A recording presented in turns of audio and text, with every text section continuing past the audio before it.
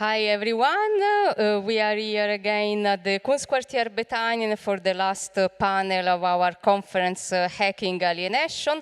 The title of the panel is Subverting Alienation, and I'm very happy to welcome Moro, Yapha, Stella, Nyanzi, and Nyima Jadama, and our moderator of today, Moro. Moro has been working with Tactical Tech as the project lead for the Grassroom for the past 5 years. And in the past, he co-founded ICE Cairo, that is Egypt's first green tech innovation hub in Cairo, and has also worked extensively with makers, researchers, and technologists through a global network of change makers. And since Mo asked me not to be too long with the introduction, I leave the stage to him and to our great speakers.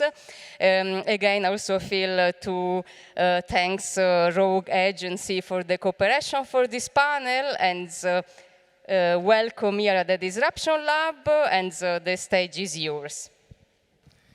Thank you, Tatiana. It's great to be here moderating this final session of the program today. I'm honored to be here with these amazing speakers. I'll be introducing them briefly, and then before their 20-minute presentation, I'll be actually introducing them in a little bit more detail. But just a little bit about the panel.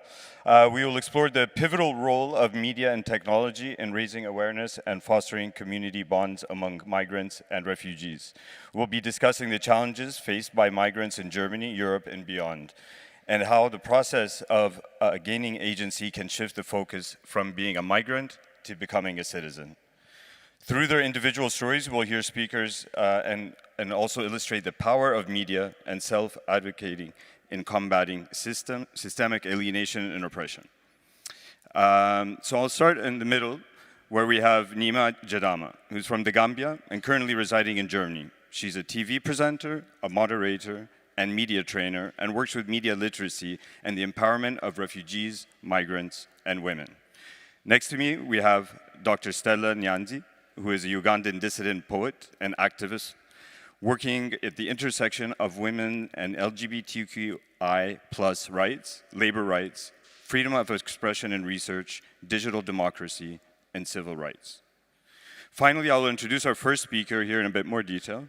Please welcome Moro Yapha, who is also from the Gambia, and is a migration human rights advocate, CEO at Kang Kiling Ifao for African arts and culture, and an intercultural mediator working to provide support to undocumented sub-Saharan migrants living in Germany.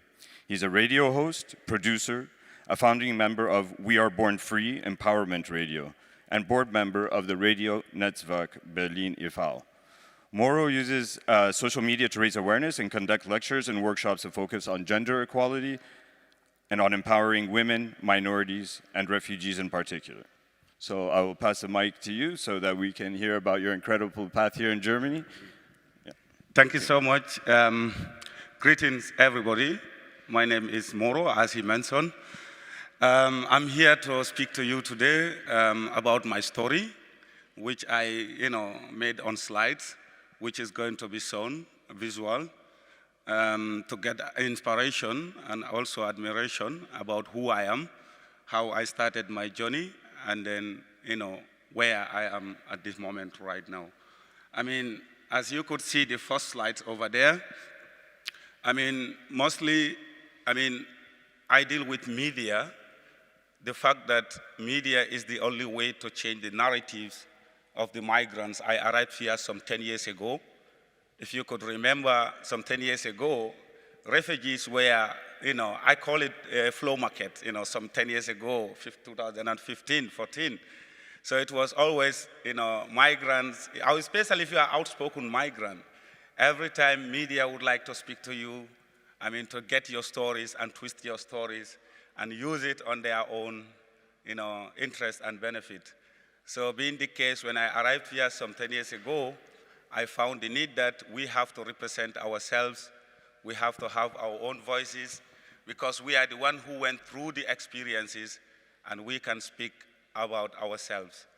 So I arrived in Italy 2014.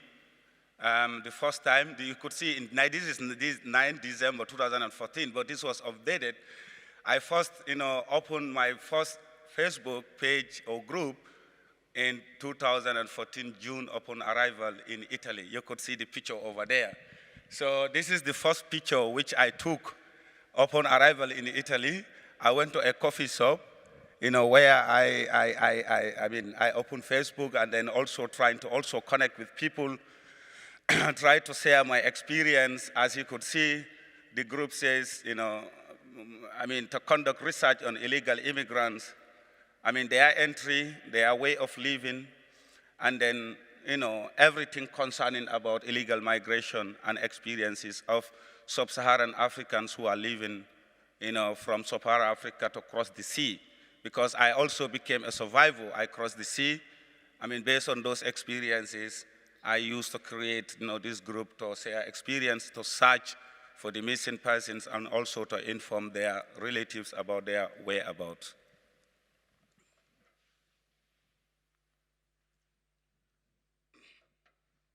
So the second slide here is the role of media and technology in raising awareness. As you could see, this is We Are Born Free Empowerment Radio. For the first time when I entered at We Are Born Free Empowerment Radio, this was my first show. Speaking of my experience as a person who crossed the sea and as a person who is advocating. So the picture there is George Floyd's demonstration, as you could remember, some 2018 or 2017 or 20, when we went to Alexanderplatz with the crew, to demonstrate. This is all, part of advocacy to us, not just going on streets, but also to document what happened on street, on the radio, on the media, for people who are not able to follow, could also follow what is happening or going on. So raising, awareness, is so important to me on media, because I could reach out to those in the Gambia example, who are not here present on this demonstration. That's why We Are Born Free Empowerment Radio also descended, because it was also from the refugee struggle, 2014. After the refugee struggle, we found out that we have been always going on streets every day to demonstrate. When we go on the street, we just lobby the people here, or we just catch the people here. We are not reaching out to those who are beyond Berlin and Germany.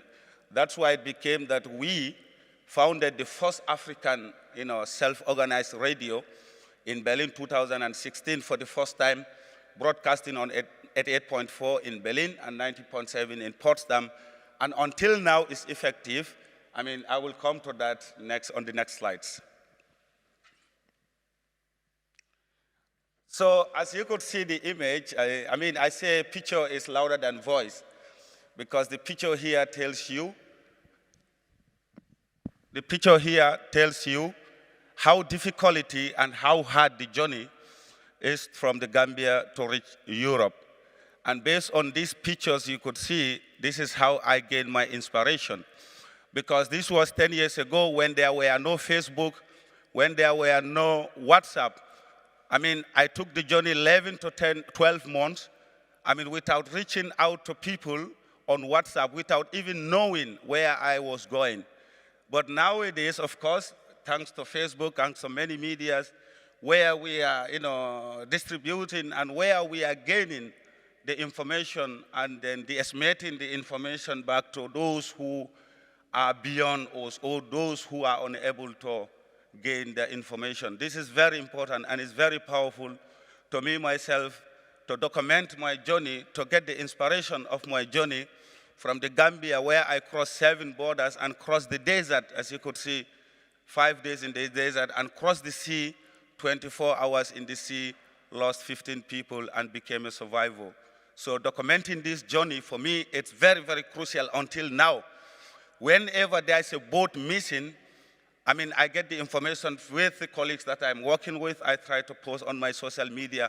Whenever someone is missing in the sea or in the Sahara, would reach out to me on my Medium, on my social media, on my Facebook, try to document or try to post the missing persons and try to connect each other.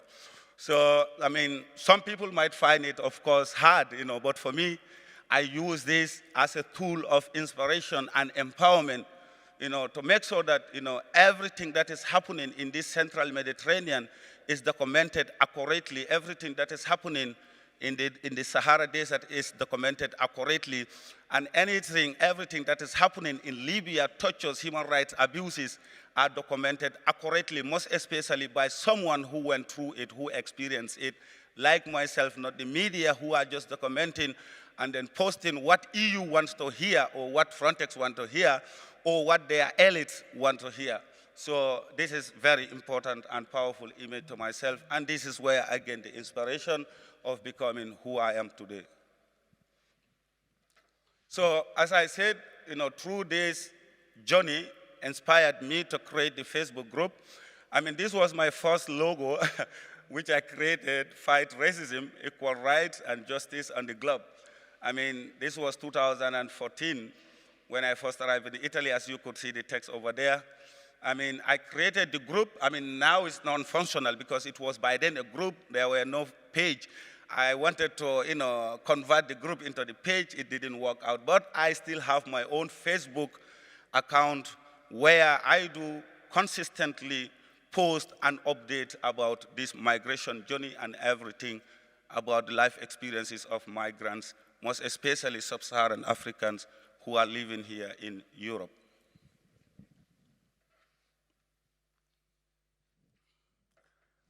So, which also, made me to become who I am, human rights advocate, leveraging online platforms for advocacy.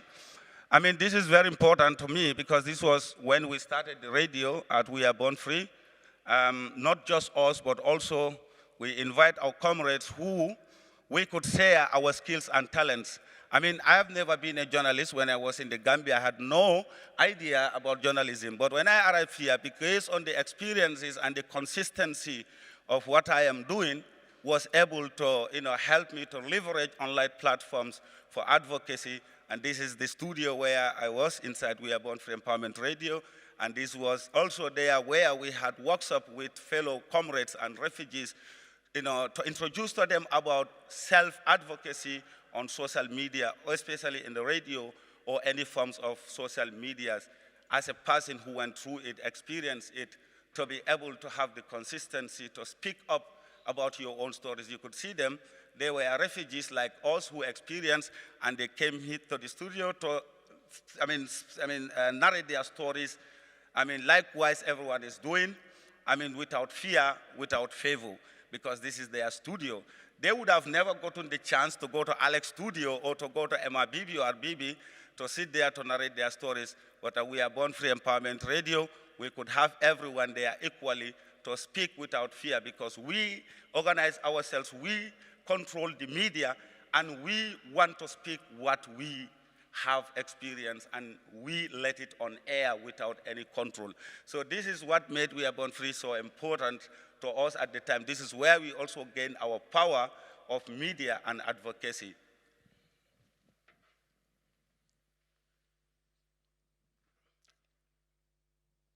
So this was We Are Born Free Empowerment Radio Studio. I mean, I used to have my own segment, which used to be empowering voices, and the Saturday segment, which I used to bring, bring in the music or playing the music. I mean, promoting African music and culture, which we also attach to our stories. We Africans, wherever we go, we have a story. And our culture, our music, it's our tool. I mean, you could see that this was time when I was having hard times, Perhaps I was not even having papers in Germany. But when I go to the studio, I could entertain myself, and interact with the audiences, not just here in Germany, but also in the Gambia, because I was also streaming live on Facebook. People could interact, and through this interaction, could also share with them some of the difficulties and some of the important things that they have to know. Me as a person who went through this migration route experience and then experienced the life experience of Europe here. Not to think that is an illusion, because this is also a problem. Some of the people back home lack accurate information from the accurate people. They get the information that Europe is nice, nice, beautiful. This is what I also try to tell my people. Let's not just post the beauty of Europe to the people back home, but also let's tell them the realities and the struggles that people face here. Let's tell them that in Europe, everyone who goes there through this back route has to go struggle. I mean, it's not just that you entered, you have a paper, you have your work, and you are settled. No. So through these segments that we used to do at the radio, we used to also interact with the audience and also to tell them the realities about the life experiences of Europe and the migration journey and everything that they need to know about Europe. So We Are Born Free is not just entertainment, but also sending them the positive information and the life experiences of we as migrants who are in this position of sending advocacy and information and awareness to our people there. So this is our logo that was created from 2016. We Are Born Free was created 2015, but nowadays it's not there. We Are Born Free is no longer existing based on the fact that we empowered, transformation. I call this a transformation. We started it some 8 years ago. Now we have our own, platforms where I myself, together with some colleagues, founded, and this is called Kankiling. Kankiling is an effort which is there to promote African arts and culture, to showcase African arts and culture, and also to represent our voices at where it is needed through arts and culture. At the same time, Kankiling also reproduce radio. So We Are Born Free Empowerment Radio transformed into Kankiling Radio, whereby we should be on air. I think by next month we are working on it. We are going to be on air, so every time you can check out on us on our social media, you will follow our activities, our programs that Kankiling is going to produce in the air.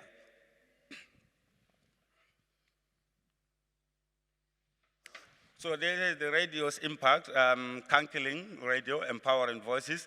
That was at Goliza Park, the first picture of Christback Solidarity, because We Are Born Free. We used to also have these events outside, not just in the studio, but we also go out on events where we got invited to also share our culture, to also share our music, to also connect with others. When they say integration, for us, not just going to school and learn formally, but integration could also be that we go and exchange, our arts and culture through a setting where we can talk to each other and know about each other's life and culture and everything which concerns music.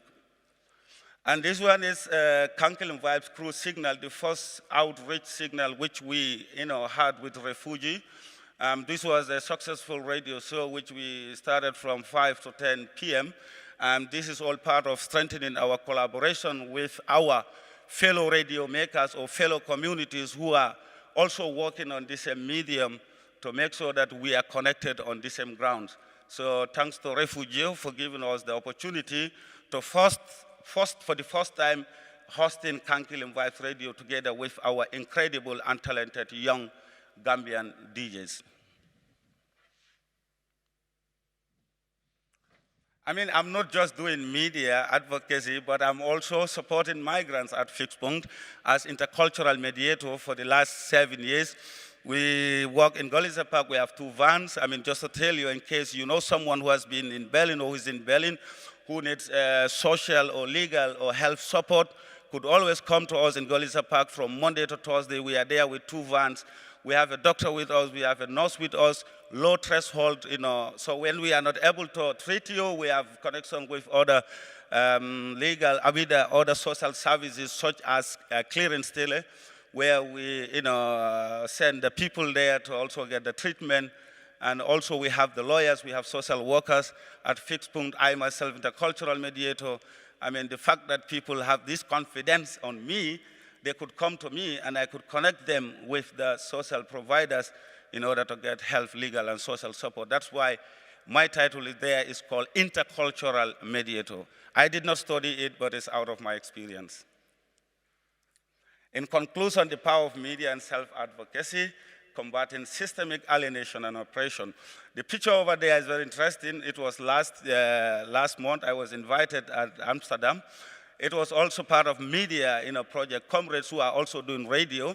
And they were here. I was part of those who were interviewed, to be podcast. And this was the launching of the podcast where I was invited to present the radio. So it's like not just here working, but we are also connecting with fellow comrades who are working internationally. Migrants who have their own self, mediums or who have their self-organized platforms to connect with them and to share the same struggles with them.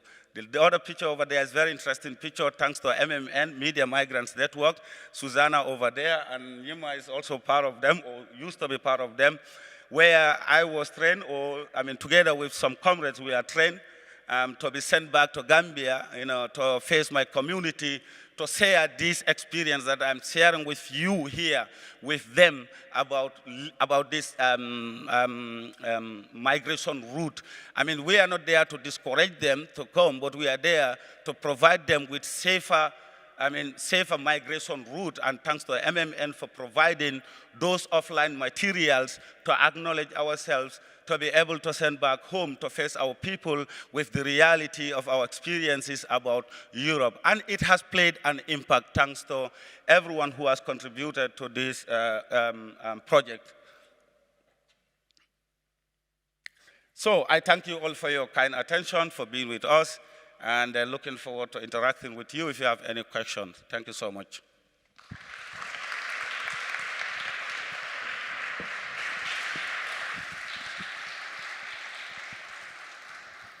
Thank you, Moro, for that really inspiring story, and for sharing your experiences, and for hearing about these really interesting projects that you've been a part of.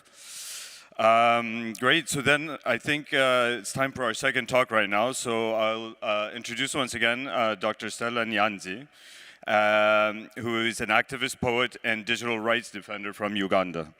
Her current research specialization is in the multidisciplinary subfields of queer African studies, African feminism, critical masculinity studies, dissident studies, and sexual and reproductive health rights. She is a social justice activist whose organization participation and leadership of activism intersects with women's rights, LGBT,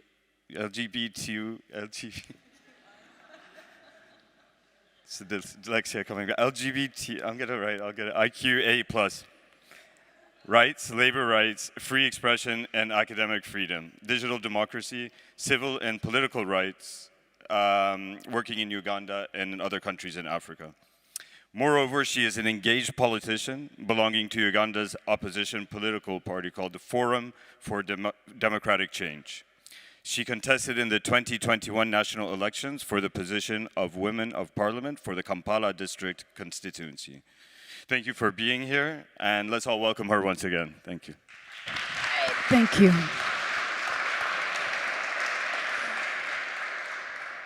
Thank you very much for a wonderful introduction. I want to request the time person to change and sit here so I can see you, because if I have to see my slides and look at you, I may not see you unless you promise to wave them hard so you catch my attention, right?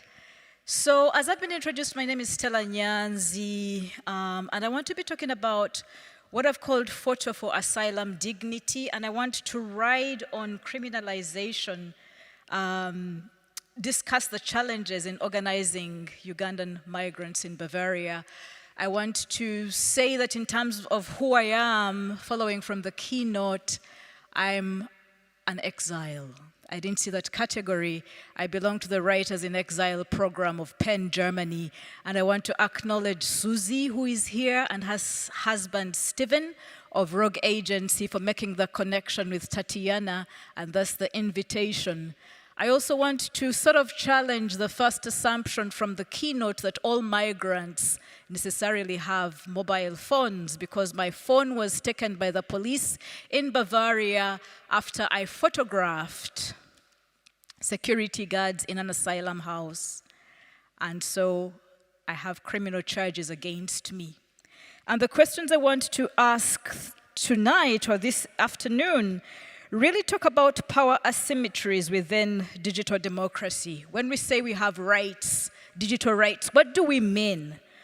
And I want to talk about criminalized photography and criminalized participation online.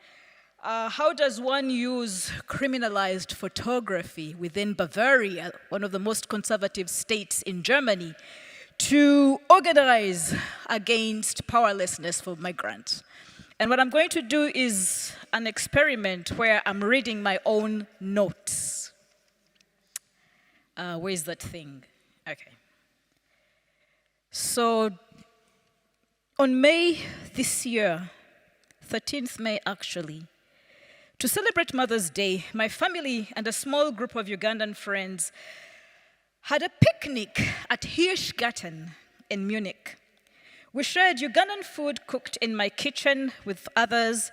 We shared drinks contributed by different people, laughter, conversation, and community. If I were to title this section, I would call it Forging Community, a snippet from Mother's Day.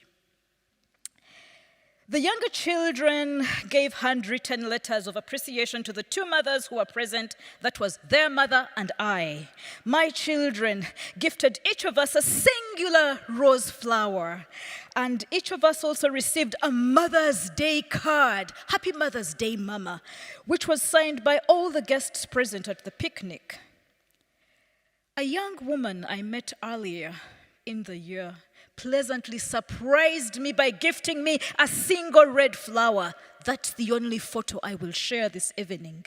Still wrapped in white paper from the boutique, she hugged me and then declared that I reminded her of her strong mother that she left home. Touched by all the love, I prayed for everybody. I prayed focusing on good outcomes in the asylum applications for the two new arrivals in the group. Some of us had stayed a little longer. Some of us were still struggling with the asylum processes. We then shifted our colorful Maasai blankets to a sunny part of Hirschgarten, and we proceeded to dance and sing along to loud Luganda music playing from my daughter's speaker that she bought in the 6 months we were here in exile. Although we were foreigners, although we were outsiders, although we were migrants of varying statuses, we were committed to building community. We were committed to solidarity, support, partnership, and love here in this foreign land, in Bavaria. And I talk about kilometers, how far away Kampala is from Munich, where I was living. I have nautical miles, I have the distance, etc., etc., but I won't bore you with that. Well, some of the people at the picnic were known to me. Am I slow enough? Or am I too fast? Okay, he said to me to speak slowly, and I'm trying. While some of the people at the picnic were known to me when I was still in Uganda, the majority were strangers who I met for the first time many miles away from home in Munich. According to travel math, okay, I will skip that. As communal beings in Hirschgarten that day, this year, Mother's Day, we were exercising our humanness through forging new friendships, cementing older connections, getting new relationships of trust and building communities of support away from home. This is important. Despite living in deeply individualistic, neoliberal, capitalist Germany, individualistic, capitalistic, neoliberal Germany, the convivial spirit of Ubuntu and collective well-being and communitarianism still thrived among us, although we were migrants from Africa. Indeed, the Ubuntu truism of I am because we are, and we are because I am, was alive as we bonded with these strangers in exile. I want to now turn to what I'm calling the dehumanization of asylum in Bavaria. How am I doing for time? You haven't raised the first one. Right. So I would call this a snippet from Ottobrunn. And this is a street that I will tell you about in a minute. During the picnic, conversation turned to a kenke. This is the name I'm calling my friend. Her excitement about shifting from the reception center where she had been living for the past 7 months to new living accommodation much closer to the city of München. Having successfully completed the first phase of complicated refugee status determination processes in German language, which we did not speak, Akenke was looking forward to moving to this new facility in which cooking for herself was permitted. We were tired of eating German food, she told me. She invited a few of us to a housewarming meal the following weekend. I was thrilled about her news. She said to me, "Mama, you will come to my housewarming." I said, "Yes, my daughter, although she's not my biological daughter, I will come." We discussed her plans to focus on studying German language and acquiring C1 level. That prerequisite, so that she could quickly qualify for graduate studies in law. Akenke is a graduate of the School of Law at Makerere University back home, my own alma mater. She was planning to undertake 1-year Masters of Law degree in the LLM program in legal informatics. I wished her good luck and Godspeed. And so in the middle of the ensuing week, I was shocked and disappointed to hear that Akenke was miserable about her new living conditions. Although the huge refurbished accommodation was a great improvement from the congested reception center, Akenke was horrified and scandalized to be allocated a room in which a young man was already sleeping. Not only were the two previously unknown to each other, but as an applicant for asylum on grounds of persecution for her sexual orientation and her gender identity, Akenke was averse to sharing sleeping space with a man with a penis. On hearing the names of the newly allocated roommate, I whispered to her on the phone. I revealed to Akenke that not only was the man bisexual, but he was also polyamorous. Not only had I recently met a woman who introduced herself to me as his current sexual partner, but he has also made sexual advances to my daughter and her friends. 10 minutes, very good. I advised Akenke to request immediately for change of rooms when she told me that there were still many unoccupied rooms in the former hotel. I wondered, what's wrong with these Germans? We talked about German logic among ourselves on the phone. The following day, she called me in further distress. Upon complaining to the people of the reception desk, my young friend was told that her gender was misrecognized. That's why she was put in a room with men. We wondered how this was possible, yet her demographic profile, including her gender data, have been in the German asylum system all this while, 7 months, and they still misrecognized her gender. Akenke was officially shifted to another room with a woman. The problem is that unlike the previous room, which had 2 beds for 2 strangers, 1 male and 1 female, this new room had only 1 bed and 1 mattress to be shared by 2 adults of the same gender. She was alarmed by the prospects of sleeping in the same bed with another woman who was a total stranger to her. She lamented on the phone about her fears of women's hygiene, particularly if one did not bathe before bed during her menstruation. She was worried about diseases, monkeypox. She was worried that in the hot summer, these 2 women would sleep together. She worried about violation of each other's rights to privacy, particularly if one of them was to invite a sexual partner over for intimacy. I asked her about her relationship status and whether or not there was a sexual partner who may be jealous upon hearing that Akenke was now sleeping with a woman in the same room. Silence. She was silent. Her silence on the other end of the phone call was revelatory. When she sniffed, after some silence, I invited her to come and spend some nights on the sofa bed in my living room. When she turned down this invitation, I offered to buy her an air bed.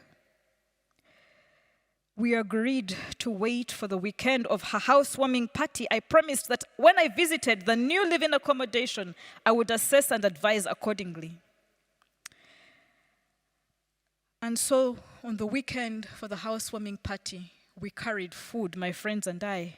We met two others outside the massive asylum accommodation into which a Kenke was recently moved.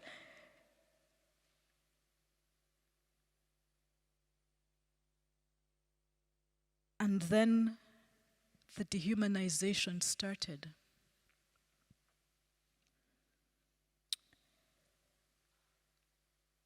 After giving my residence permit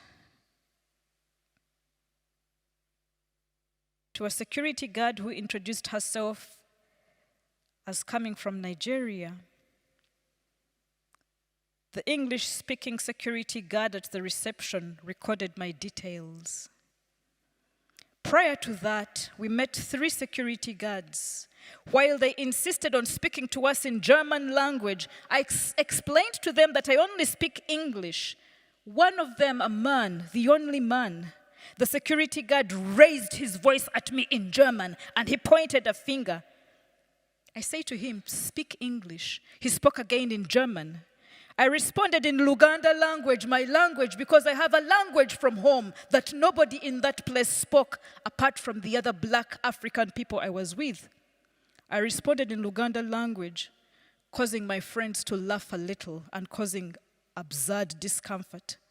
A black woman among the 3 guards introduced herself in English and explained she was originally from Nigeria. She proceeded to explain the requirement to register all visitors to the building and told us the time we were expected to leave. She checked my 2 suitcases of food because I had carried food, plates, pans, etc. for the housewarming party. And my friend Akenke that we went to visit had taken the food to the kitchen. That is not dehumanization. As I waited to be permitted into the building because my residence permit had been taken, I asked about the process of correcting Akenke's sleeping arrangements. I asked why she was initially put in the same room with a man she did not know, yet they're of different genders. When told her gender was misrecognized, I further asked for clarification about why she was then shifted into a room with 1 bed and 1 mattress to be shared by 2 adult women who are strangers. Your sister here is a Ugandan woman. Sharing a bed with another woman should not be a problem. Many Ugandan women here who apply for asylum come because they are homosexuals. She replied. I immediately checked her assumptions and told her not to publicly comment on a Kenke's sexuality. She repeated that Ugandan women who apply for asylum are homosexuals and should not be complaining about sharing a bed. Offended, I retorted, you are a Nigerian woman, my African sister. Let us go upstairs so we can share a bed. God forbid, the Nigerian woman responded. She proceeded to tell me how she had found a Bible inside a Kenke's room and wondered how a queer asylum seeker could be religious. I told her it was unacceptable for her to make assumptions about a Kenke's religious practice or her sexuality. I emphasized that the national stereotypes about female Ugandan asylum seekers was not only discriminatory on grounds of her nationality, but it was also ethnicist, it was racist, it was homophobic, and it was transphobic. During the exchange, I also took a photograph of the 3 security guards because I needed to be able to identify them when reporting the matter to the managers and administrators of the asylum accommodation. I would love to share this picture, but I posted it on Facebook, and if you want it, you can find it. I told the Nigerian security guard that I had taken the photograph and would be reporting the unfair treatment of Akenke to the managers. I wanted change in her sleeping accommodation. She immediately shouted at me to delete the photograph. I asked her to identify herself, and she refused, instead saying she would call the police on me. She turned and told her comrades in German language that I had recorded their photograph. I said to them, when they threatened me with the police over and over again, call the police, which is what they did. When the police came, they opened a case against me, 201. It's based on section 201 of the German law. And while I expected the police to record down my own statement of the version of the story, instead, I was escorted out of the asylum accommodation and told never to return by the police. I thought I would organize with my comrades on Facebook, very similar to what you did, Euro. Unfortunately, after I shared on Facebook the pictures, when the police came, I shared the photos on my Facebook timeline, posted photos of the policemen as well without their faces on my Facebook timeline. And when I was escorted away from the premises, I then went to my Facebook Live and made a live reporting of what happened, getting feedback. Okay. And in terms of the feedback, I also made a YouTube recording, wondering why the laws in Germany necessitate consent from security guards and police officers when they're in the act of violating human rights law, when they're in the process of violating international human rights law.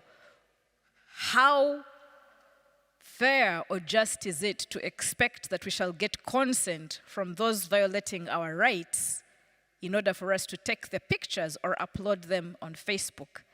I called for other refugees and migrants to share similar experiences, and we had appointments for meetings. Unfortunately, the meetings were not able to occur because 2 weeks after my Facebook postings, I received the famous Hausverbot, or a house ban, from all asylum shelters in Bavaria. And so I'm currently facing cases within the German asylum system. I have got criminal cases based on Section 201 for taking photographs of security guards, as well as posting them online. And I also have a Hausverbot, which I'm challenging in the administrative court in Bavaria. And part of the difficulty for me as a migrant has been that in cases where the law protects those who oppress migrants, what does digital democracy mean? What does it mean to build a community? And in terms of the responses perhaps that happen, we can discuss the challenges I've faced in terms of trying to organize from a criminalized position. Thank you very much.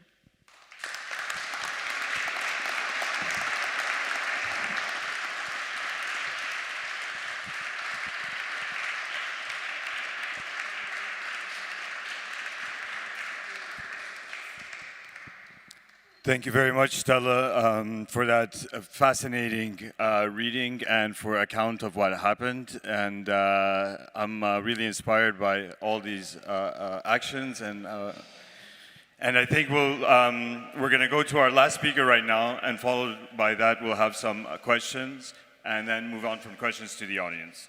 So finally, for our last speaker, we have Nyima Jadama. And Nyima is an activist and moderator, also from the Gambia. She's an award-winning TV host and media trainer who passionately dedicates her work to empower marginalized communities.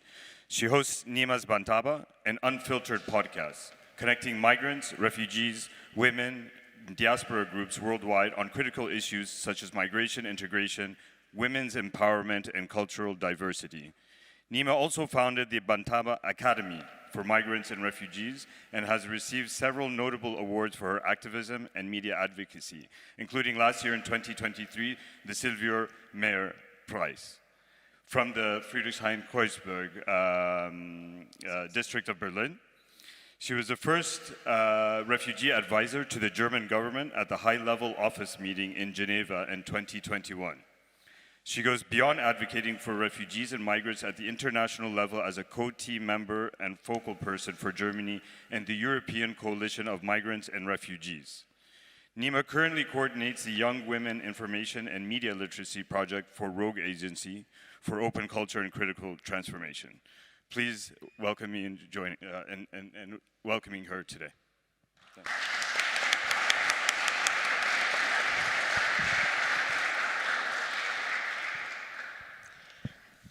The thing is, thank you very much, Stella, but the energy I actually wanted to start with has actually shifted because you've narrated my story. Is it Kenke? I see myself a lot. I think that I would say she was opportune to have been requested to share a room with one guy. I was sent in a tent at my first day with over 100 men. There was only 3 women, and these 3 women were with their husbands.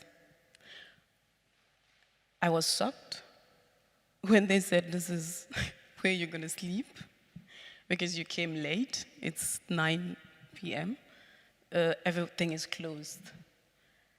I started weeping. I went with my bag, and before I got in, there were men all over speaking different languages that I didn't understand. The only thing I understand up till today that still stays with me is, welcome to Germany. This is how it was said, welcome to Germany. All smiling, happy. I was lost in a wall. First day, first time, I didn't understand where I was.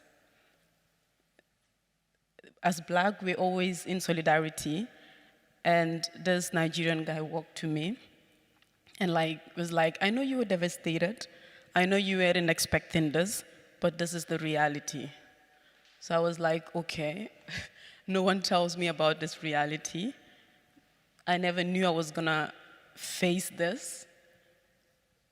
I grew up with my grandmother, of course with my uncles. All my friends were male friends, but I have never seen such or gonna encounter this. So the Nigerian guy, then I decided I would sleep outside, because I can't even sleep with one guy in a room who's not my husband. That's not my culture. So he felt so bad and said, I will accompany you. He sat with me till 3 a.m.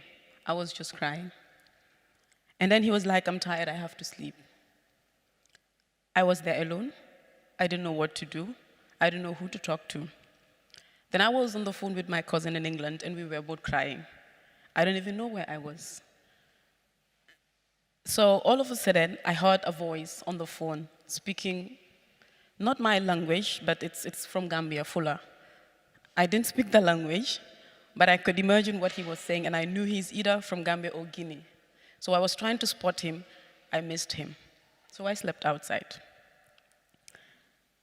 The next 3 days was also to sleep outside the camp. And this guy, luckily, also heard my voice, speaking Mandinka, which he understands. He was looking for me, I was looking for him. The next day, we met.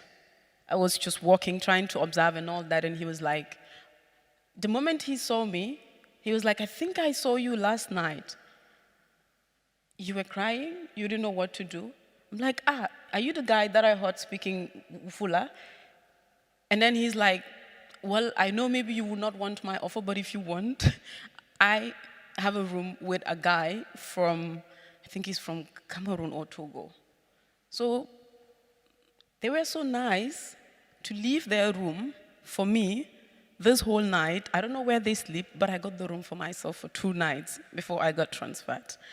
So while I was listening to Kenke's story that you were just narrated, I was like, I didn't plan to narrate my story here, and I have tried doing this since 2017, after a journalist met me to explain my story, which she found fascinating. The story didn't come out because I had requested to actually read before whatever she publishes out. Most people will call me, I'm a smart refugee. I said no, because I have a journalist background. So I know how to go on with whatever I wanted to. So when I read the story, translated in English, I said, this is not what I said. I'm sorry, but you can't publish this. Oh, I traveled all the way from Frankfurt. There were so many offers, practicum, a lot of stuff, trying to convince first so that you can narrate your story. I said, yeah, but this is not what I tell you. This is what I said. Oh, yeah, I mean, but we need a story. I said, yeah, then tell the story. To cut a long story short, the story was never published. The offers I got and all that never happened. You know, and the asylum policy, how it treats you, how the securities and how the highlighters and so on. I think Kenke was lucky that she has someone like you standing for her asking questions. I was asking questions on my own. I was going around trying to make sure that I got what I wanted, even though most of the time it's not possible. But I had my laptop, and this was my savior. So I translate everything. I don't sign anything. I didn't say yes to anything. Whatever I hear, I translate it. I try to understand, or I'll speak to someone to translate to me, and this helped me a lot. And the note on Kenke is from Africa, a Ugandan, so should be able to sleep with a Ugandan woman is okay. When I got transferred, I was in the room with 8 other different women from 4 different countries. When I complained, the response was, you guys are from Africa, it's okay, and you all came through Libya. You were doing prostitution, so what's the difference from sleeping with 8 women in one room? Less than 15 quadrat meter. I was like, what is Libya? Oh, so you don't know Libya? Like, excuse me, I got a visa. I didn't travel through the Mediterranean. I got offers turned down because people thought I speak good English, because I'm smart enough, I didn't need social support. To cut a long story short, everything that I got, I worked hard on my own to get it. I was sent in a small city. No one couldn't understand how I got a visa. I'm like, and interestingly enough, my visa took me only 3 days. So I am privileged in so many different ways. And people can't understand this. How can a Gambian get a visa within 3 days? Well, I was a journalist. And the first vice president of the Young Journalists Association of the Gambia at that time, for that matter. So I got privileges. Oh, how comes you speak so good English? Well, I went to school and I went to college. Oh, this is rare of Gambians. Yes. So fast forward, I spoke to someone and it was like, go and tell them you want to do an house building. So my aim was to do an house building. I had no idea what house building was, but I wanted to do an house building because it's a gateway. So I had a dream and my aim was to do an house building. I don't know what an house building is, but first you have to learn the German language. Well, the German language, unfortunately, Nyima, you don't qualify because you are more than 20. So we have over, 50 men. They are all younger than me. I'm like, that's not possible. Some of them I knew have their kids, but still, they are younger than me. So I took the bull by the horn. I asked them, where is your school? I wasn't registered. So I followed them to school. I went and sat, and the teacher came and was like, I didn't know you. I was like, I'm new. You're not registered? I said, no. What are you doing here? Well, I want to go to school, but they said I am overaged, and I cannot sit at the camp doing nothing. I want to learn the German language, and I want to do Ausbildung. He was like, you're too bold. Who does that? I said, me. So she called the social worker, explained. The social worker took me to the director.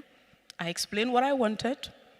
He's like, well, register her. We've never got this. This is how I got my space. I come out the first best student in the language course that we had. I think we were more than 30 students from different countries. Well, this is actually how bad the asylum system could treat people, and it makes you somebody different. And it was that moment I realized, and I was telling people, we have to think ahead of the system. The system is the asylum system, so think ahead of the system and beat it. Whatever you are doing, have a plan B. And I remember my first, when I said I wanted to do an house building, I was offered so many different job offers. In the kitchen, which is another story, Altenpfleger and so on. I remember when I did this practicum at the hotel, I was sick and admitted at the hospital. When I came back, I realized this is not for me. I'm better at talking and doing other stuff than in the kitchen. So I insisted that I'm a journalist and this is what I want to do. They said, no, you can't do this without the language. So I said, I want to tell you that I would find my way and you guys would see me working in the media. They said, no, it's not possible. I said, okay. To cut a long story short, I was on air on Radio Dry Ekland in Freiburg.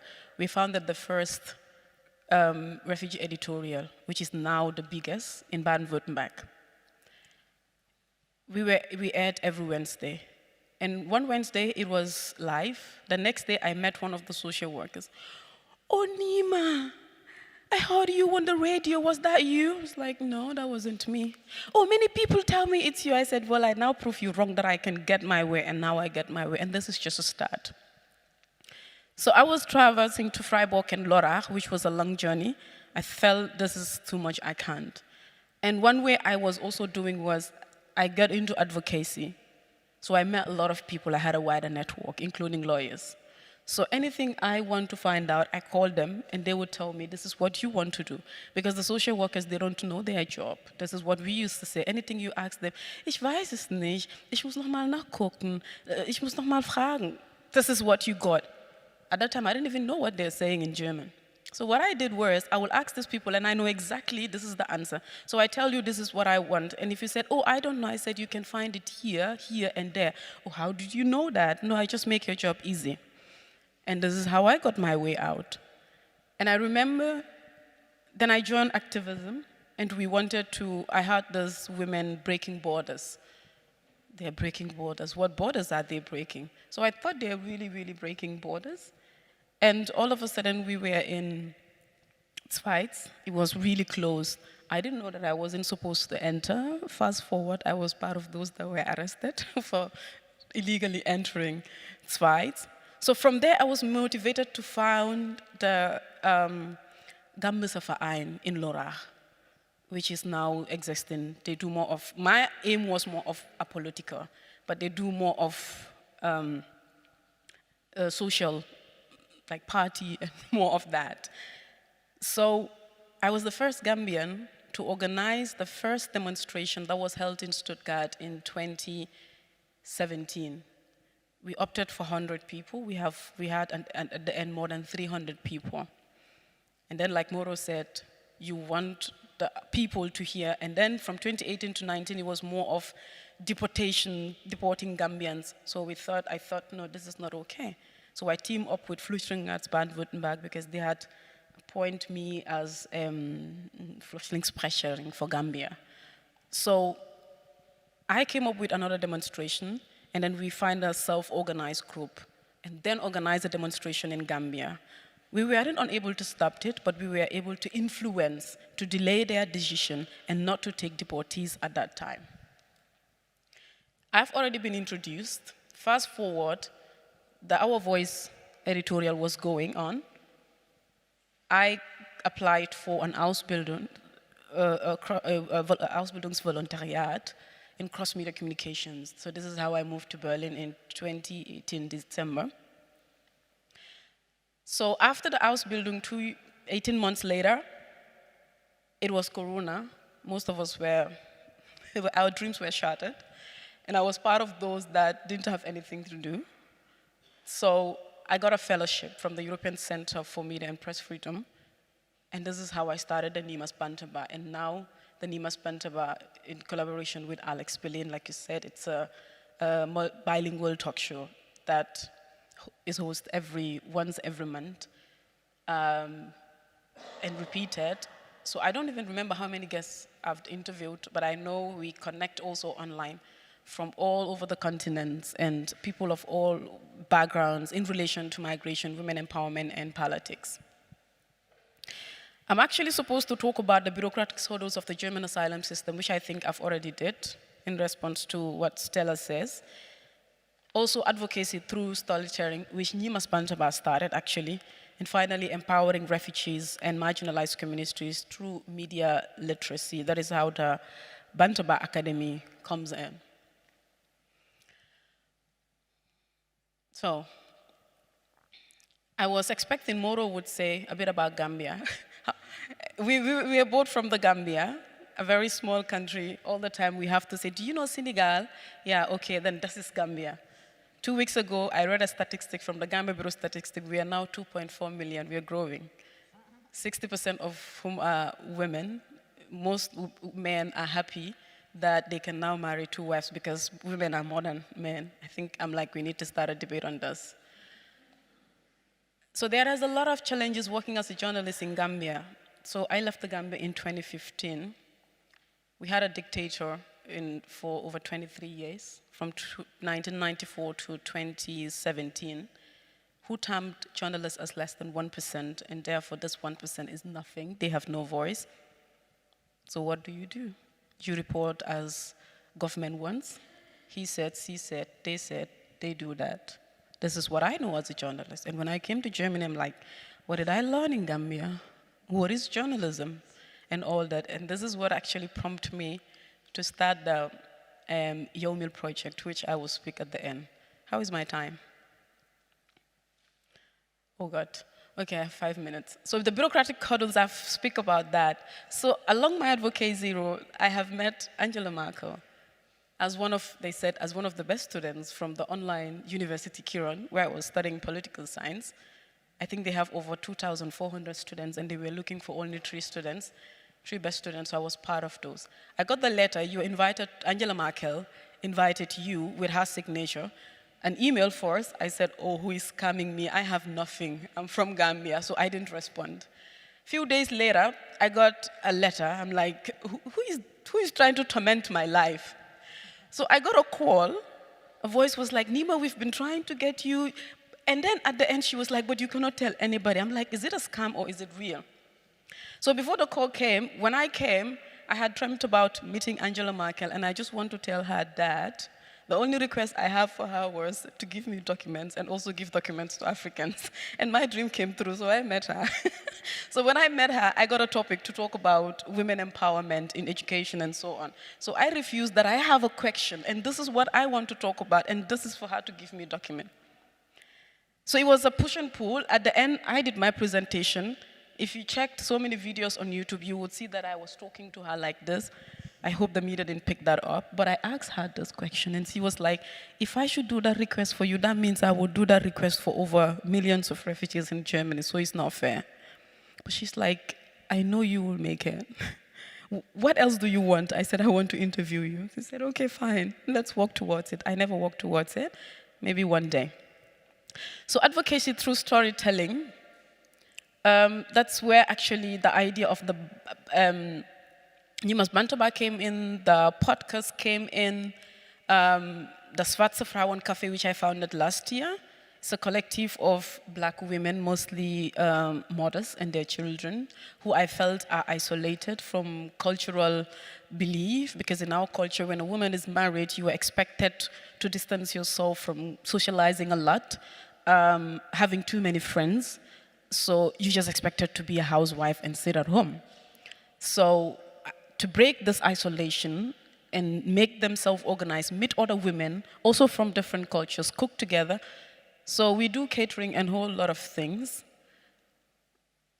So the Bantaba Academy is a media information literacy project that I started 3 years ago, with Alex Berlin as well, with support from the ECMPC and the Schaffling Stiftung, that we trained migrants and refugees, mostly of media and journalism background. This is also through my experience as a journalist, not being able to find my ways. I thought I could pave ways to others. So this is how the Bantaba Academy comes in. The Kids Bantaba, it's more of like a summer event thing. It's happening on the 6th of October, so you can bring your kids or pass it on. This was the flyer from last year. I got the flyer for this year today at Golitsa Park. So the Nyima's Bantaba, I've talked about that. I will just request that you play the video for Bantaba. What does it mean? This is the Sylvia Meyer Prize. So Bantaba, the name of the Bantaba, it's a big tree in the Gambia. During this time, there was no means of communication.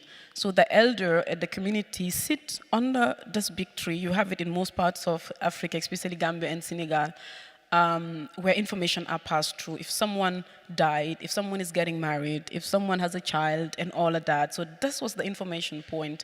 And as we grow, in our generation, we invent issues. So in Gambia, I was running the women's Bantaba column. You have sport Bantaba, you have restaurants all called Bantaba. So when I came, starting the Nyima's Bantaba, I have 0 minutes, but let me just finish there. I wanted something unique. I don't want any, I want an identity. I want something, whenever I spoke about it, I know it has somehow my identity. So I came up with the Bantaba initiative. Now from Nyima's Bantaba, you have the Unfiltered Bantaba podcast, the Kids Bantaba, and the Bantaba Academy, and of course the Bantaba Festival as well. So the Yo Meal project, like I said, is media information literacy where we tend to empower women journalists through media information literacy and also becoming journalists and leaders. We intend to train 1,000 women initially, but we don't have the funding, so we're training 240 as a pilot project in 1 year, which started June with Rogue Agency and Majak as the implementing partner. I'll just request, maybe the video is just a few seconds, to play the Nyima's Bantaba video. Hi, ich bin Nyima Jadama und ich habe die Talkshow Nyima's Bantaba bei Alex Berlin. Aber was bedeutet Bantaba? Bantaba in meinem Heimatsprache Mandinka bedeutet einen großen Baum ab. Die Leute dort sitzen unter dieses Baum und diskutieren alles, was möglich ist oder was in der Gesellschaft passiert über verschiedene mögliche Themen. So tun wir es bei Nyima's Bantaba. Hier habe ich auch spannende Gästinnen, mit denen ich über verschiedene Themen spreche, wie zum Beispiel Integration, Migration, Kultur und Frauen-Empowerment. Hier ist mein Studio. Hier begrüße ich meine Gästinnen, mit denen Diskussionen führen und mit denen manchmal quatschen.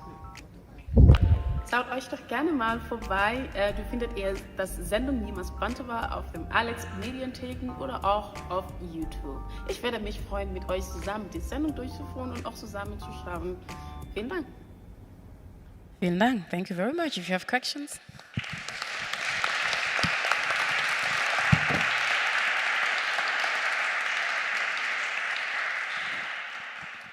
Thank you very much, Nyima,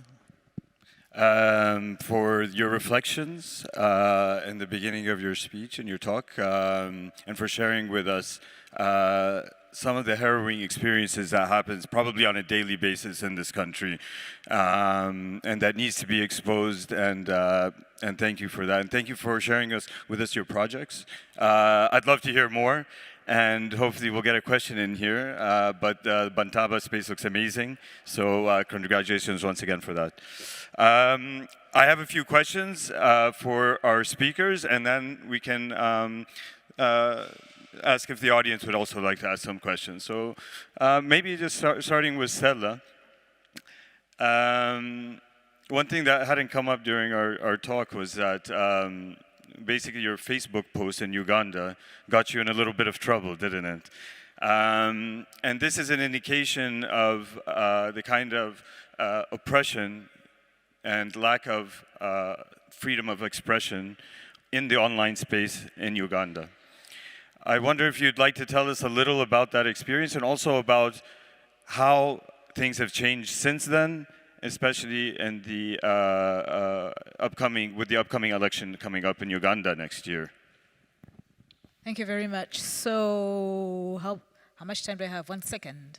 It sounds like a few seconds. Can you do that in a few seconds? Okay, I can do it in a few seconds. I was arrested 2 times in Uganda because of Facebook posts. In the first one, I use a metaphor of a pair of buttocks for the president. So I say the president is a pair of buttocks. In the second one, I talk about the president being, well, I really use his mother's genitalia. I talk about her cunt, pussy, and wishing that her vagina had murdered her to death when she was giving birth. I was arrested and convicted and sentenced to 18 months in prison.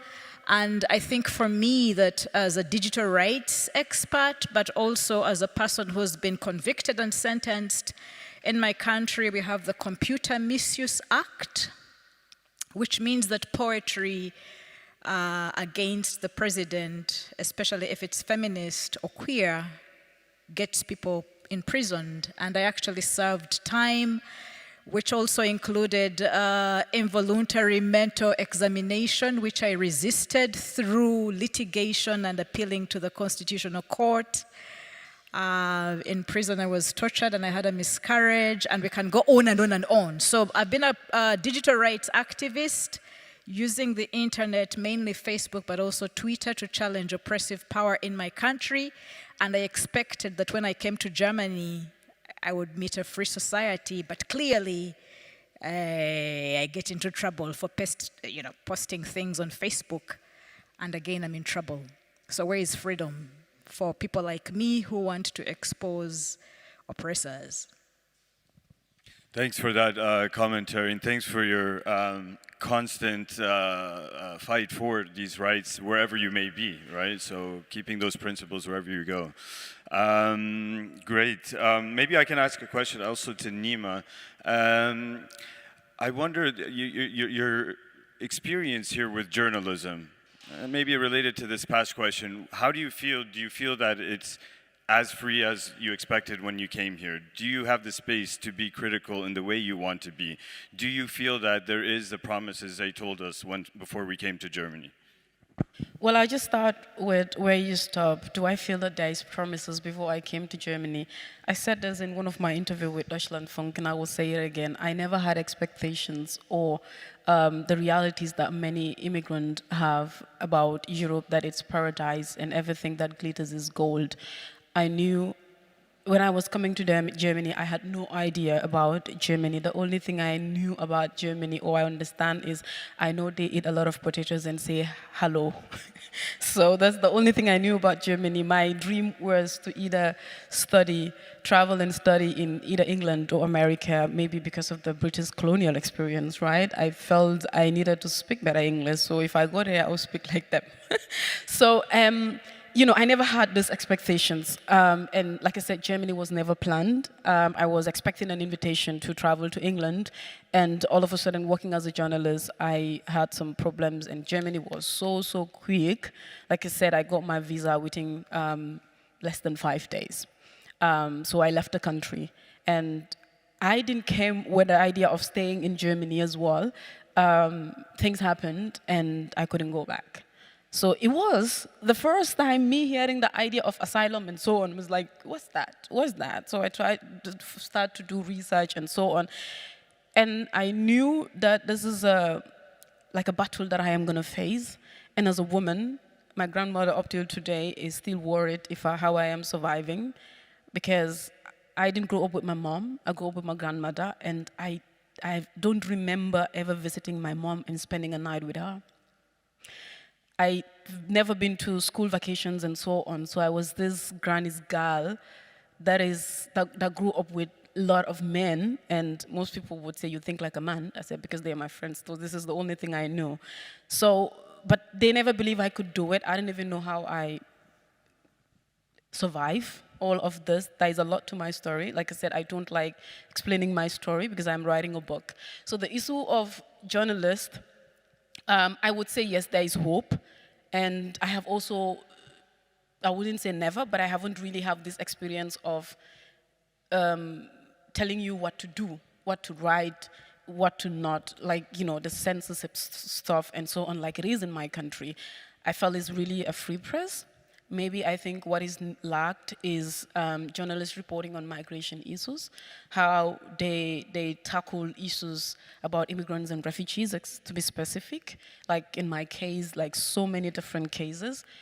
And during my house building, I was lucky to do practicum in so many different media houses, like one of the biggest media houses across Berlin, Cologne, and Munich.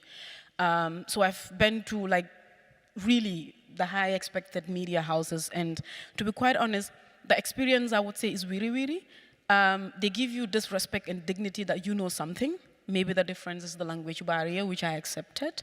You got frustrated along the line, because at the end, at some point, you're like, what am I doing here? But I felt, we're journalists, we don't have time, to be trying to groom someone to get to your level and so on. And I think all of this just make me strong. I remember at one of the newspapers, very, very famous newspapers, I was there for, I think, 3 months. And interestingly, I make head waves at some point, but they were interested more of me narrating my story than reporting about other people's story. So I insist. And my point was, I am not here to tell my story. I am here to tell other people's story. So I remember being dedicated a column, and this column would be Brief and Oma, letter to Granny, that I would be writing every week about my story. So I thought about this, I'm like, how about if I put this in a book and make some money? It's better than publishing an article in a newspaper that I would pay maybe 80 euros, so I refused.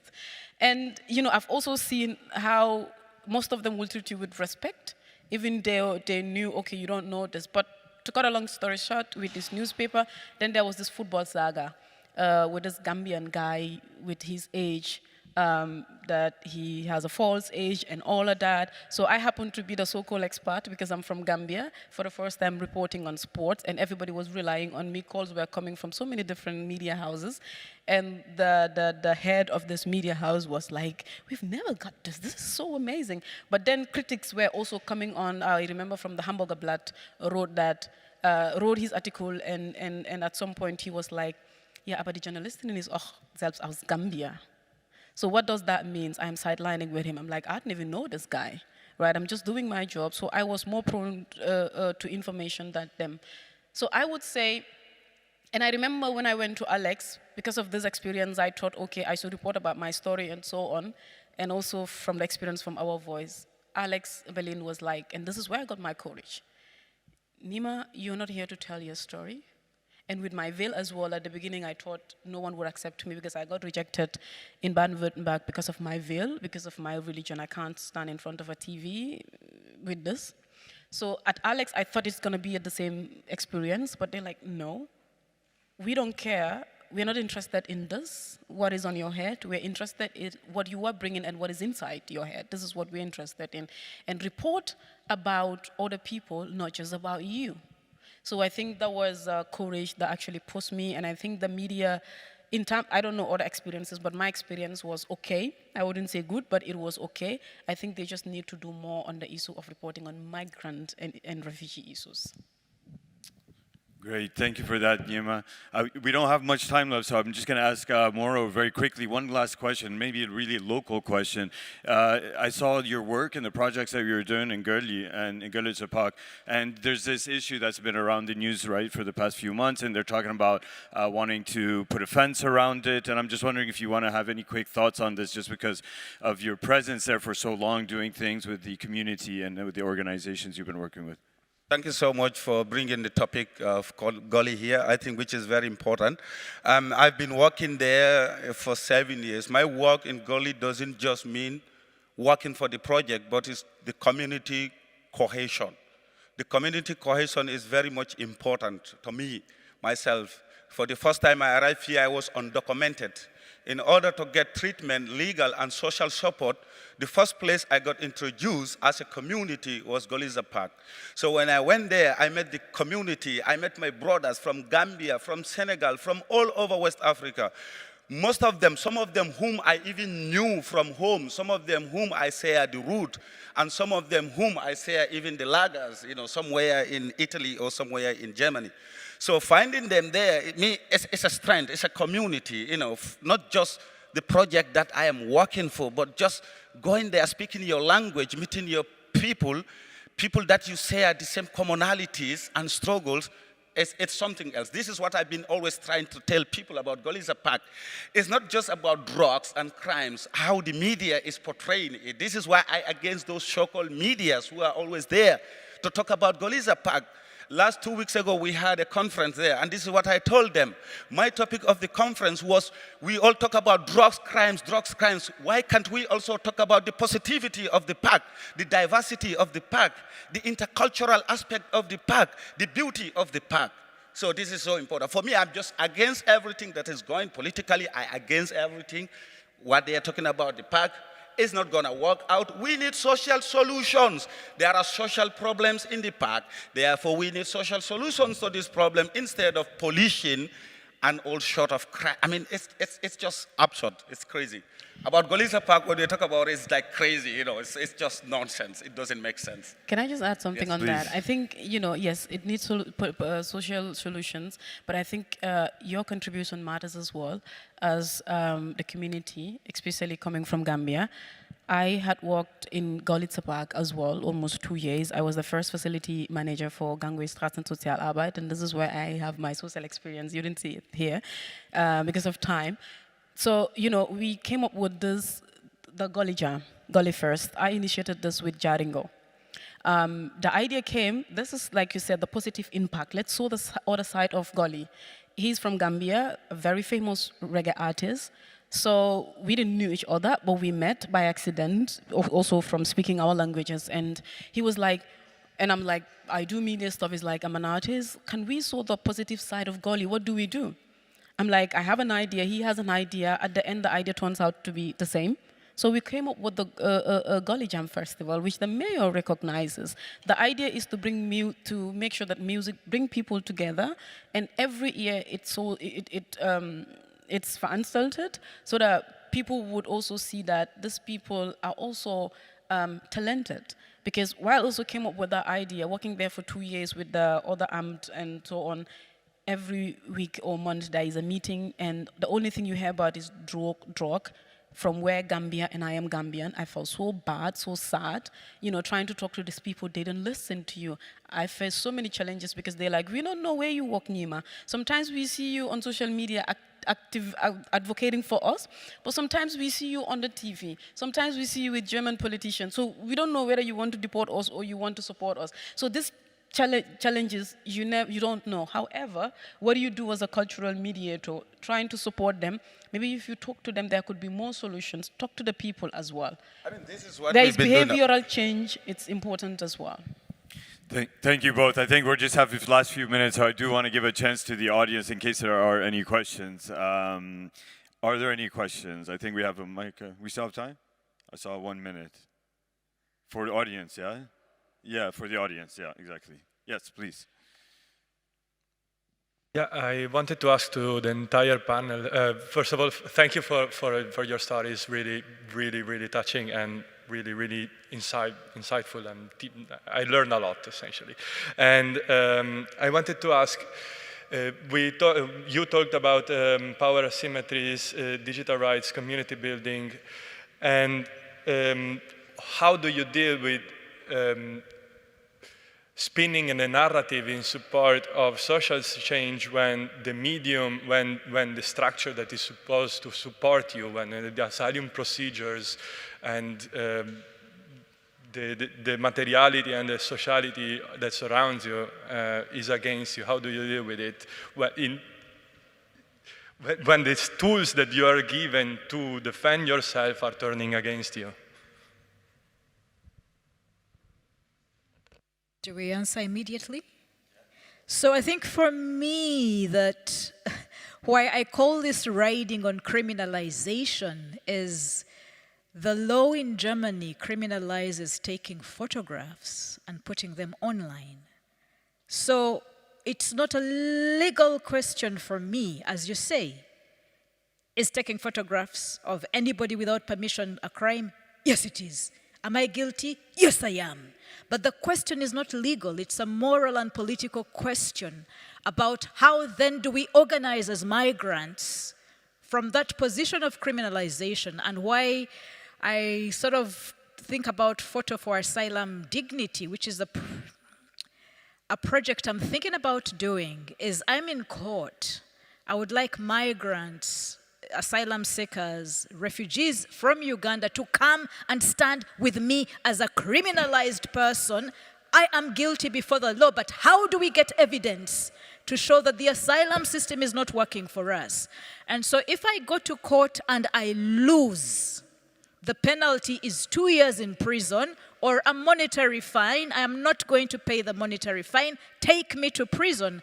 And my hope is that I will have created enough awareness about my case for people to start talking about what does it mean to imprison me, who was brought into this country for freedom of expression. I'm a writer in exile. You're imprisoning me for doing exactly what the dictator in my country did. And so it's to work within the logic of a criminalized entity and question the law. In my case, however, there are challenges. I don't speak German language. I don't know the law. We are colonized by Britain, similar to Gambia. We know English common law. My daughter is studying English common law, wants to go to the UK, and so there are challenges. But as an activist, my hope is, how does one therefore utilize the very structures of criminalization to do activism?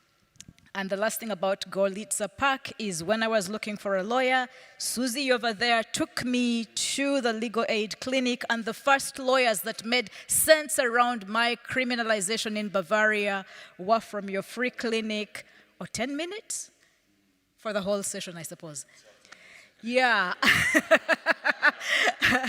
but so in terms of answering your question, for me, when I met, so there were all these sexy German activist lawyers who are looking for Section 201 if it's photographing the police. Now, I photographed security guards. My case is not sexy. And so all the initial interest is lost, and I have remained with a criminal lawyer, an old German guy who is not interested in activism. And so the question again is, how does one therefore utilize a position of disadvantage? And for me as an activist, you know, I've said to them, imprison me. Take me to jail in Bavaria, and hopefully there will be enough people making noise. So when you read about my imprisonment, please make noise on my behalf. Thank you very much.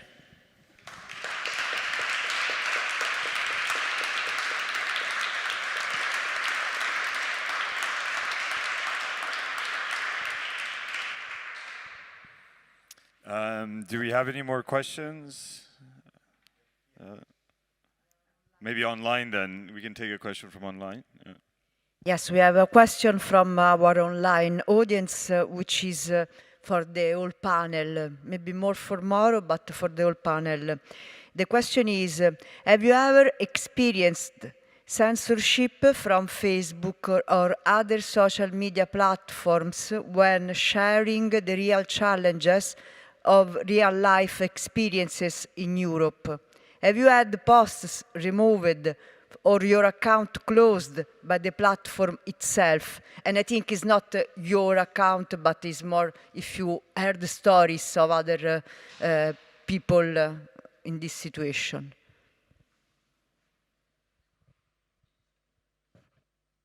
I think the question is more it's for your...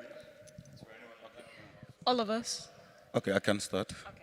I mean, since 10 years of advocacy, online advocacy, with the authorities, I am very critical. I mean, if you go to my Facebook, page, I've been writing about, things that wouldn't be written by other people because, they just happen amongst the marginalized community where no voice is there to voice out. At some point, I call it voice of the people because I live with the community, I sleep with the community, I do everything with the community. So every time something happens, I post about it, it goes viral on social media because if I don't post about it, there will be no single media that will post about it. But in case of what you ask, I think it never happened to me, no. I mean, I've been always critical. I mean, whenever I write things, I've been always critical against these laws, asylum laws, and all kind of treatments that we are facing or been subjected to here. I mean, but so far I have never faced such kind of thing you have asked. I mean, I don't know. There are always negative comments, of course, by people, negative comments by other people, I hate us. But so far it has never been removed. I have never acknowledged. Yeah.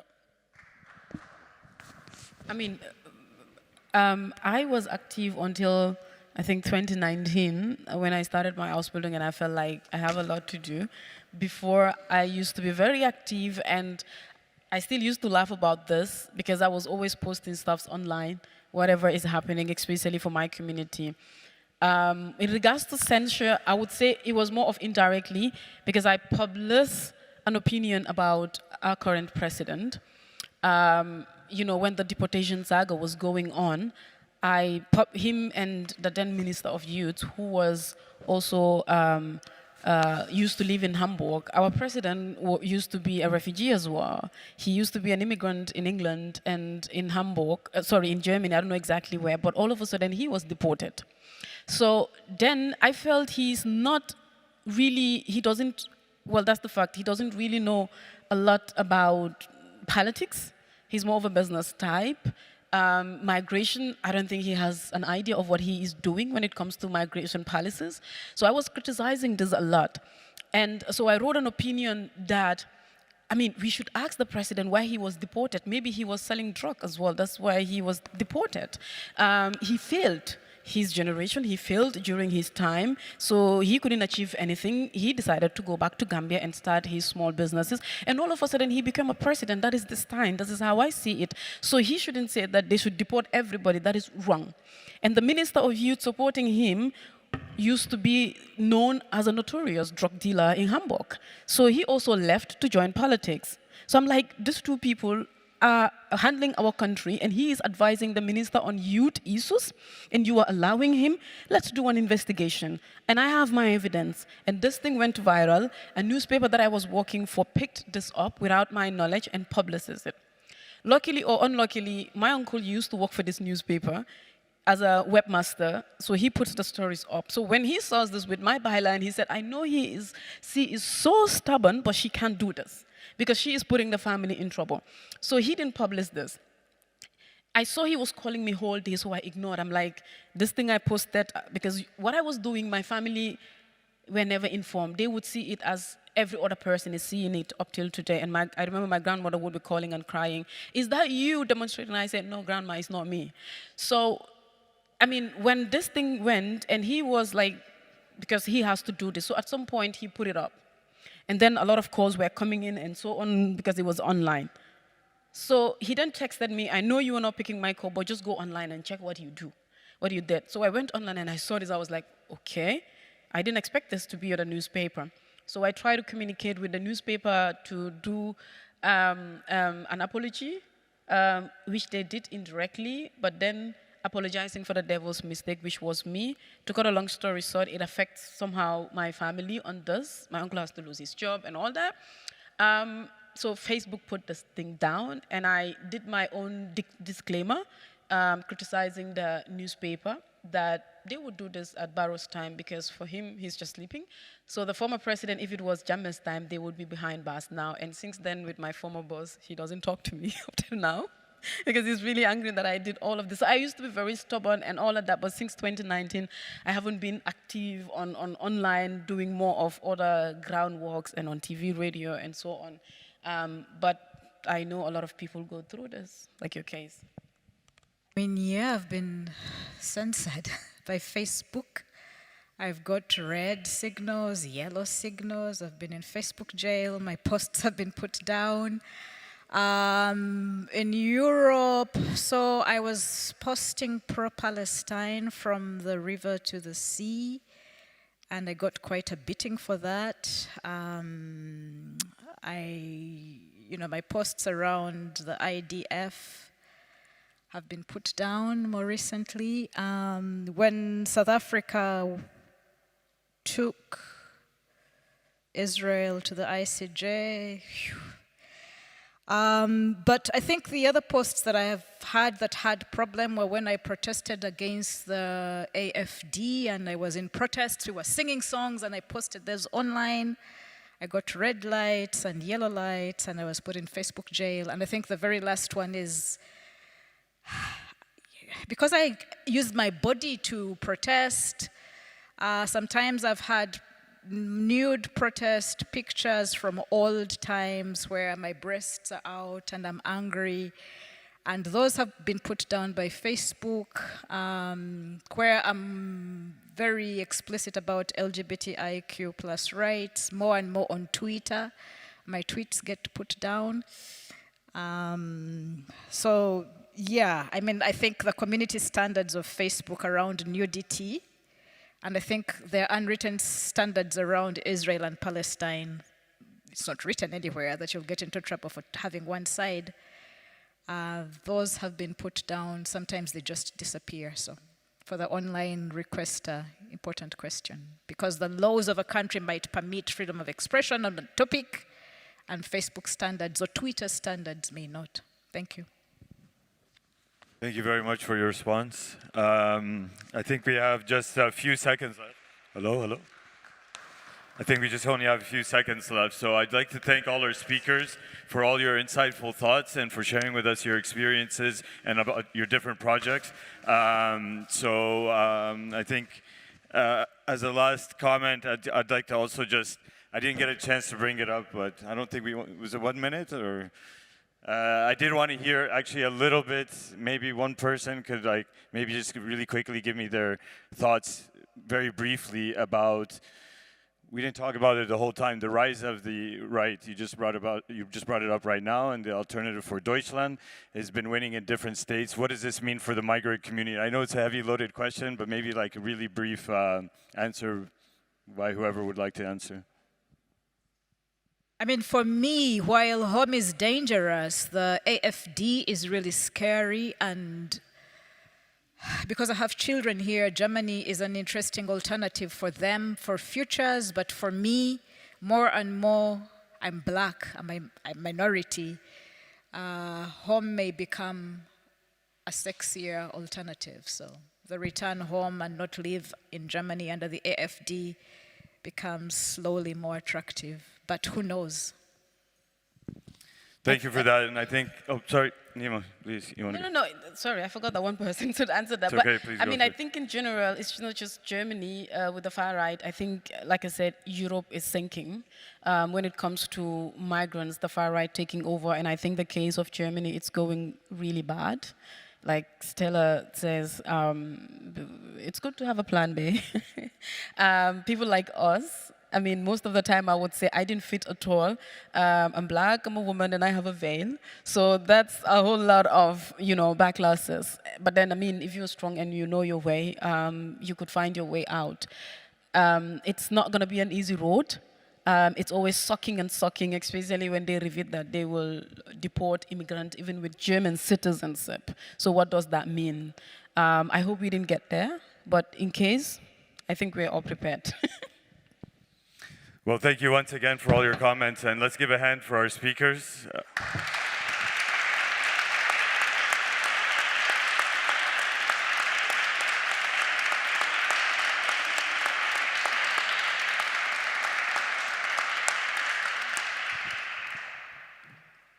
And we'll hand it over to Tatiana right now for the final closing. I really wanted to thank all of you. It was very important insights, and also I know that takes always a lot of effort and also strength and courage to speak about personal stories.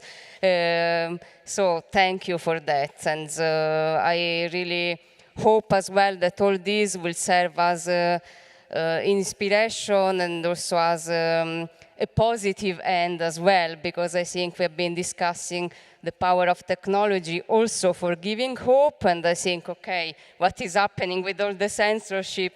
There is not so much hope, but I still feel that we can turn this technology around and try to reappropriate them.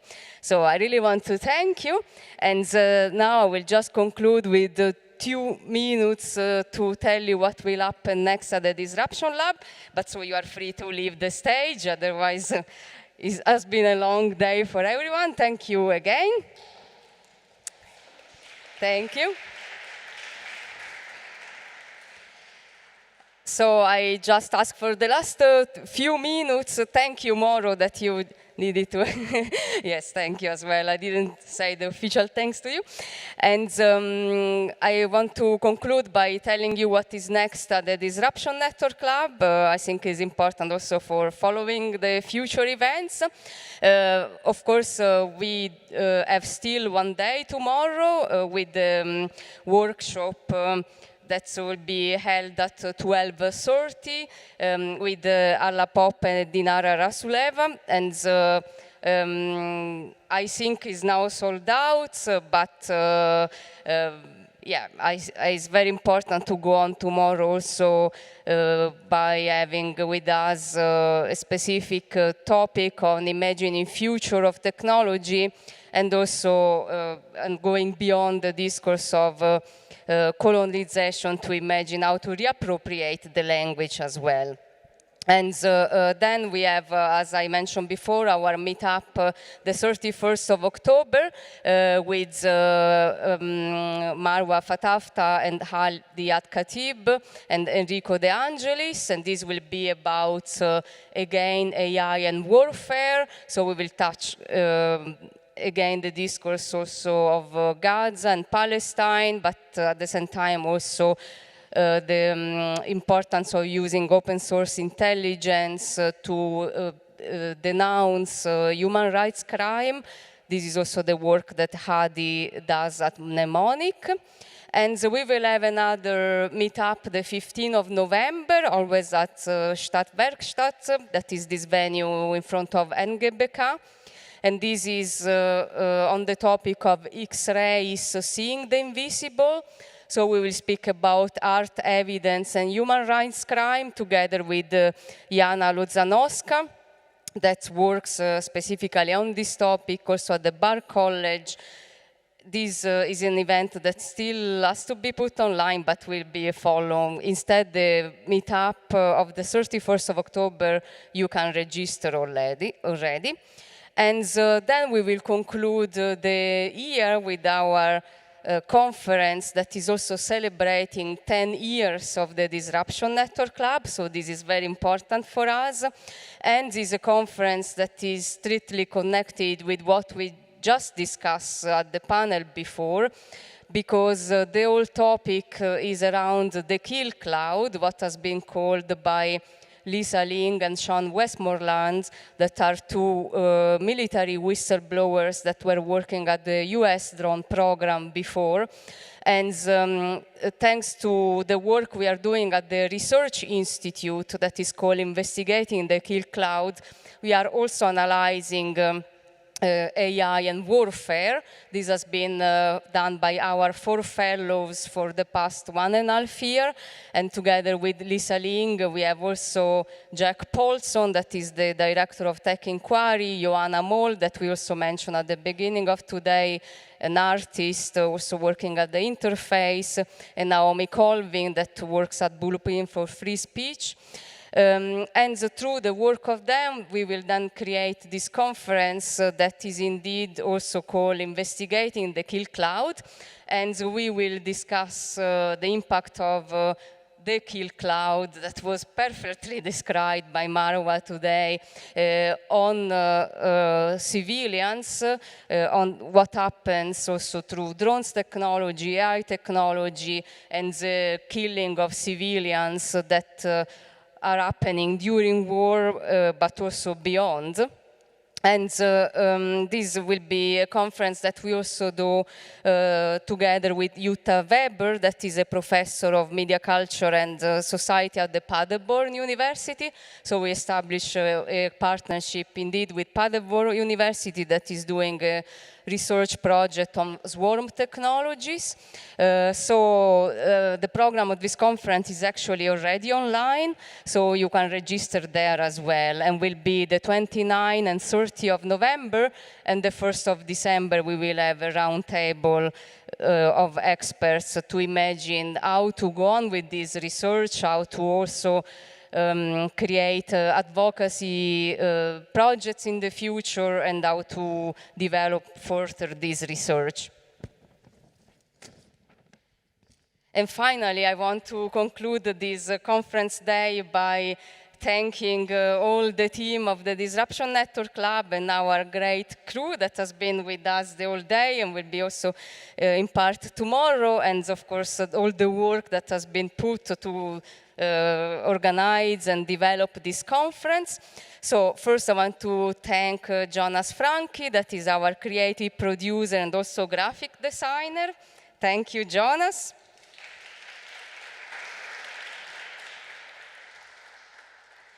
Then Max Griguc, that is our project manager, that joined us this July, and he did really a wonderful work to put all this conference together. Thank you.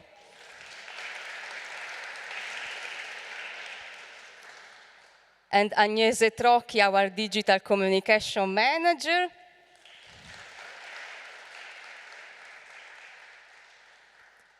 Alice Bazzichelli, that is working as production assistant. And now the media team, Mauro Mondello, that is our press strategist. Maria Silvano, Maria Silvano for the photography. Boiling Head Media for the great streaming. Paolo Combes for the sounds. Francesco Mancori for the technology support. And Thorsten Åken for also the video support and the technology build-up. And also our great addition for this conference, Giulia Valenti, that was at the cash desk. And Sergio Caff, that has been supporting Jonas there at the technology desk. And all our helpers that will help also to take down the conference production for tomorrow. And thank you. And we will see for the people that are the workshop tomorrow. Otherwise, we will meet at the next event. And thank you for the all speakers, of course, that did a wonderful job, and all the audience that stay until now.